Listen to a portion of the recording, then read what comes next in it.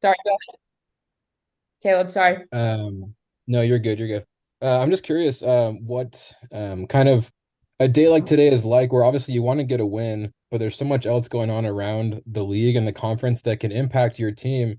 What's it like to try, I guess, kind of try and focus on a day like this? Well, again, I think the only thing that was in our control was the way we performed today. And being disciplined and organized and trying to win this game. And I think when you look around and try to hope that results go your way, I think you're wasting your energy and time. And just really proud and pleased with the performance from the guys. There's some really big performances tonight. Zac came up trumps quite a few times. Diego obviously buried the goal. But there was a lot of great work from guys, and obviously guys playing in unfamiliar positions, but still understanding and disciplined and organized. And so, I talk about our group being adaptable and being flexible. And tonight, I think was just that. The guys that stepped in did a great job. The guys that started did a great job, and just really pleased. Going into the playoffs with this type of mindset. Especially going away to Houston, we're going to need to replicate the same type of mindset and to get the 3 points. Yeah, and then speaking of kind of that performance, it was good on offense and defense. Got the shutout, like you mentioned. Zac got, I think, 6 saves he finished with.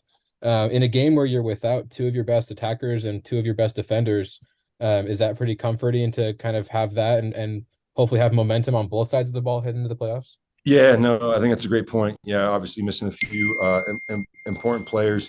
But I go back to the middle of the season when we had rotations and we were still getting results. And so I think everyone in this group is primed and ready to step in and make a difference. Obviously, it's very difficult to replace the guys that you mentioned, but we can make up small percentages as a group and as a team and being a collective. And so again, we'll have to wait and see how everyone recovers. Jay Glad situation, Vera situation, Chicho's and Sava's, and put a game plan together to really confront a very good Houston team. Yeah, that was kind of the last thing I wanted to just double check on was, are you planning on having, most obviously glad you're not quite sure because that happened today, but the other four guys that were out today, are you planning on having them back for the playoffs? Yeah, Sava should be back sometime this week. Chicho, again, I think it's touch and go with him. Obviously, hamstrings are really tricky, and so we want to make sure that we're putting him in the best position to not re-injure himself. He's made some great progress, and he's really optimistic, but we'll have to wait and see. And then Vera, tried to go. I think it was Thursday, and was feeling a lot of pain. So that's, I think, more of a pain issue. And so, I think if nothing else, the guys believe that we can get results. But obviously, it'd be great to have a full selection, especially heading into the playoffs. Gotcha. Thank you. Yep. Great. Hey, Trey, we'll finish with you in English before going to Spanish. Pablo, congrats on the win. I guess just your thoughts on kind of having to switch maybe to a slightly different look, a slightly different shape today with Marcelo's departure, and just maybe the pros and cons of what you saw in those 90 minutes tonight. Yeah, obviously, we were prepared to go into to play with a back four. An unfortunate family incident occurred late last night, and Silva left the group. And so at that point, we went into the three. And the one thing I'll say is that we've been training in the three for a couple of weeks now in preparation for the playoffs to be a bit more flexible. And I think tonight it really paid dividends. I think in the first half, we were a bit disconnected from our front line and our midfield, giving up a lot of space in between the lines, and the pivots had to cover an enormous amount of space in front of them, behind them. The adjustment we made at halftime was really pulling our going more to a 3-4-3 versus a 3-5-2. And I think we did a really good job defensively, to negate any dangerous balls through the gaps, and from that we sprung some decent counterattacks. And so I think it's depending on who's available for the next game, I think this performance gives us a bit of confidence going to Houston and being flexible with the way that we'll form against their group. What are your thoughts on facing Houston? Obviously, a team we saw in close proximity a couple months ago, road and home, Open Cup, regular season. I mean, does all that go out the door, or are there things to draw from? No, I think there's definitely they've had a fantastic season. Ben's done a fantastic job with that group. I think the player that really runs that group is Herrera. And he dictates the game, and they have some dynamic players on the front line, some really technical players centrally. So I think it's about neutralizing, the middle of the field and being aware of the pace and the quality that they have in the wide areas. And so, I think there's a lot to take from the games we played against them. It'll be good to go back and watch the game they play tonight. But we know we're up against a team that's playing full of confidence, having won the U.S. Open Cup, and they're in a good way. So our mindset has to be steely. We got to go and put together a complete performance to get a result in Houston. Last question from me, kind of maybe a little bit more macro view of this year. This is Salt Lake's only second 50-point MLS regular season in the last 10 years. And also, this club has won 11 road games across all competitions this year.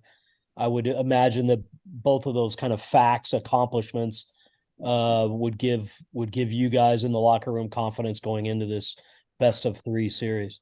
Yeah, no, I think it's been a very good year from that perspective. I think again, the games where we didn't perform well, the games where we dropped points were a great opportunity for us as a group to really learn from those games. And I think coming here to Colorado, which is always difficult because again they didn't have a lot to play for as far as the playoffs are concerned, and you never know what you're up against. And again, another road game where going to LA, getting a result, coming here, getting a result. I think it primes us for a good opportunity against a really good team in Houston. But I think overall, I think what's most pleasing to me is to see the growth of some of these players. Guys like Bodie Hidalgo. He's a winger a couple of years ago, and he's played some great games at right back. And today he finished in the middle of the three. Diego Luna, who came in last year and really has turned up his game on both sides of the ball, and in the last 2 games has finished opportunities. And I think I can go down the spine, I can go in the wide areas, but really the growth of this group year over year has been fantastic. And, I think it's a great foundation as far as the year is concerned to learn from, build from, and become a better group next year.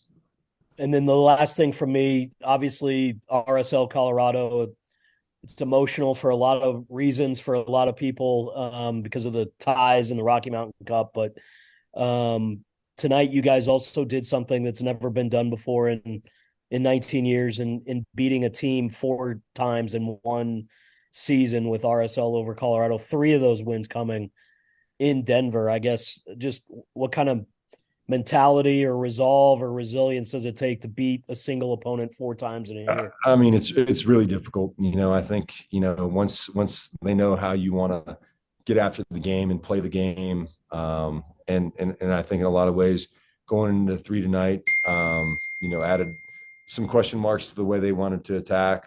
But again, I think what you rightly pointed out, Trey, it's really about mindset. And again, it's not putting the pressure on the group that we've won 3 games. Let's make it 4. It's about doing the little things right over the course of 90 minutes. And again, I haven't seen a group as dialed in as we've been in recent games. The guys, we as a group dedicated this game to Marcelo Silva and his family. And that was I think the higher calling for the group, and the guys laying it all on the line and coming up trumps tonight. And so We talk about being a family. We talk about working hard for one another. But I think tonight was a really special night for the group and dedicating this game to Marcelo. Okay, I lied. So Diego Luna, it's twice now in 2 weeks. He's come up, put his name on the score sheet with 15 minutes left in the game to basically grab the points. Can you just kind of summarize his growth that you've seen in not just the last year that he's been here, but even just the last couple months and really put his stamp on the games? Yeah, no, I think again, I think development's a really interesting word because I think it's really ambiguous as to what that means. And however, I think when you look at Diego when he first came to this group and where he is today, and I think in particular the last two games, it's really interesting in sport where if there's a void, right? We don't have Sava, we don't have Chicho. The void will always be filled, and I think he's taken that upon himself to be a guy that's finishing chances, and that's an area of his game that we've talked about. The middle third of the field, he's fantastic. How can you be dangerous in that final third? And he stays after every day and works on this finishing.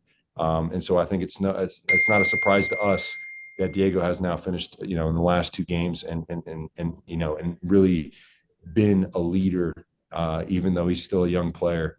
And so it's fantastic to watch.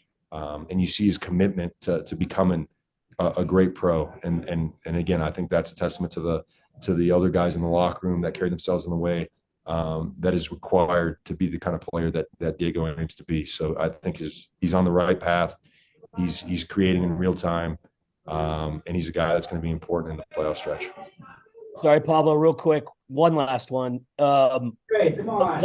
Looked like a sizable fan contingent from Utah there tonight. How important and massive was their presence out there? It was awesome. When we came out of the field, there was a lot of cheering, and I thought it was a good Colorado turnout. And in fact, it was the Real Salt Lake fans that were carrying the chanting throughout the stadium.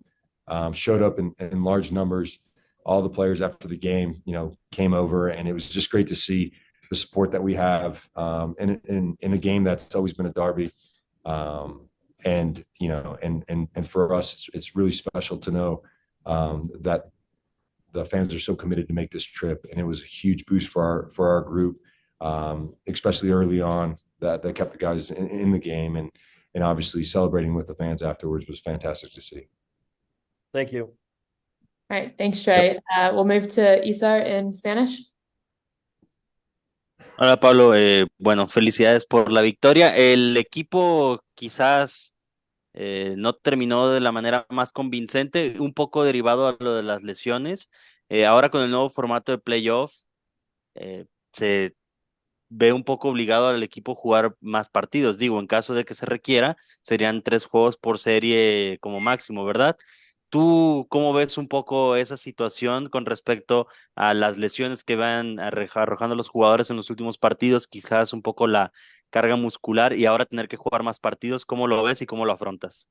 Sí, yo creo que las lesiones son difíciles para el grupo, pero son cosas que no podemos controlar.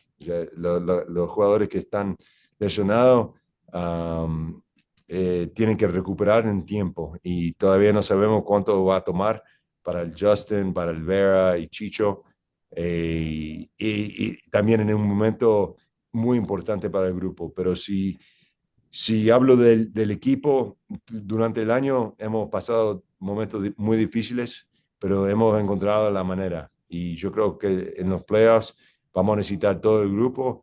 Y si nos toca jugar a algunos jugadores que no han jugado muchos minutos en el campeonato, lo vamos a meter con todo. Así, yo estoy más como orgulloso de cómo jugaron los pibes. Terminamos el partido sin un central y encontramos la manera de sacar el resultado. Y ese tipo de esfuerzo nos va a tocar contra Houston. Sí, también preguntarte nada más con respecto a Houston. Esta temporada se enfrentaron a ellos en 3 ocasiones, un empate a 0 el juego de Copa que terminaron perdiendo 3-1 en tiempo extra. Quizás podríamos darlo como un empate también a 1. Y el 3-0 en casa días después. Quizás es un equipo que tiene un poco medida la vara de cómo juega Real Salt Lake.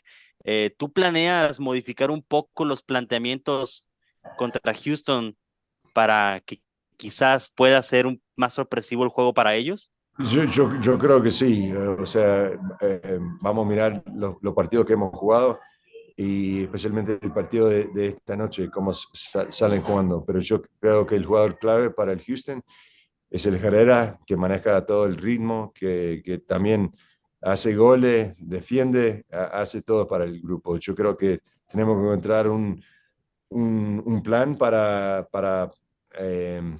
eh, para enfocarnos en Herrera, pero también encontrar maneras de meter gol. Y yo creo que son un buen equipo, son campeones del Open Cup y vamos a tener un desafío grande enfrente, pero yo creo que la mentalidad del grupo y cómo hemos peleado durante el año, vamos a hacer un plan para poder vencer un gran equipo. Gracias. Pablo, ¿qué tan importante es para ustedes saber que tuvieron temporada de récord en condición de visitantes, pensando en las finales poder salir a ganar a cualquier ciudad? Yo creo que es algo que hablamos cuando inició el campeonato. Yo creo que es muy importante encontrar maneras de ganar como equipo visitante. Y yo creo que todos los triunfos que hemos sacado vienen de la mentalidad del grupo. Y yo creo que entrando en los playoffs estamos bien preparados de esa parte. Y hay que salir en estos partidos con confianza, sabiendo que hemos hecho un buen trabajo en el campeonato. Ahora los playoffs son otro monstruo, pero yo creo que tenemos un grupo que está jugando con confianza, cometido al trabajo y vamos a hacer un plan para ayudar a los jugadores a sacar lo mejor que podamos. ¿Y qué tan preocupante puede ser el hecho de que en casa, en el Estadio America First, no se han hecho tan fuertes y han caído muchas derrotas? Sí, no, yo creo que todo el año fue un desafío para el grupo. Yo creo que cada partido tiene su historia, pero yo creo que estamos esperando para esta parte del campeonato para encontrar los resultados en casa, porque se llena el estadio, tenemos un gran afición y sé que vamos a estar preparados para el partido en casa. Por último, Pablo, ¿es bueno para ustedes como cuerpo técnico saber que selecciones como Venezuela llaman a Sabarino, Paraguay a Ojeda, que en Colombia todos pedimos al Chicho Arango ante la falta de gol de los delanteros? Mira, yo creo que para mí el deseo que tuve como jugador fue representar la selección. Yo creo que Chicho está en gran forma, yo creo que puede ayudar a cualquier selección, especialmente Colombia, pero estamos muy contentos con cómo están jugando los pibes cuando van a su país para jugar con la selección. Y eso es algo para celebrar y es una meta muy linda. Sí, espero que en el futuro el Chicho tiene la oportunidad, pero mientras tanto estamos bien contentos que está con nuestro grupo. Pablo, y rapidito una invitación a la gente a que vaya a apoyar al equipo en estas finales. Sí, no, como dije, un gran orgullo ver la gente en America First Field que siempre nos apoya. Estamos listos para los playoffs y espero que sacamos buenos resultados para ustedes. Gracias, Pablo, siempre un gusto verte aquí en Colorado. ¿Cómo no? Thank you, Pablo. Appreciate it. Thank you. Sí, we'll see you on the way back. That's right.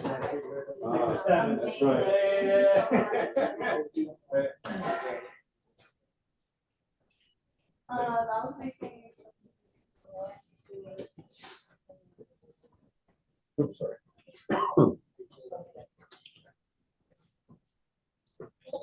Meg. Hey, Zach. Congrats on the win. Thanks. And all right, Caleb, go ahead. Hey, Zach, congrats on the win. And congrats on a great performance. I think you finished with 6 saves. What was kind of going on tonight to help you guys on the defensive end, especially missing a couple guys? Yeah, it was pretty chaotic. I think that first 10 minutes, not really for any particular reason. I think they just came out with a lot of energy and we just kind of had to weather it a bit. But once that settled down, I thought we played extremely well in possession, sticking to the game plan, being patient, and really not giving them a whole lot after those first 10 minutes. And obviously, in the last 10 minutes, it's always going to be a battle, trying to hold a lead away from home against a rival. And a bunch of guys stepped in and came onto the field and really helped us. Yeah, you mentioned the rivalry there. You guys have beat them 4 times this year.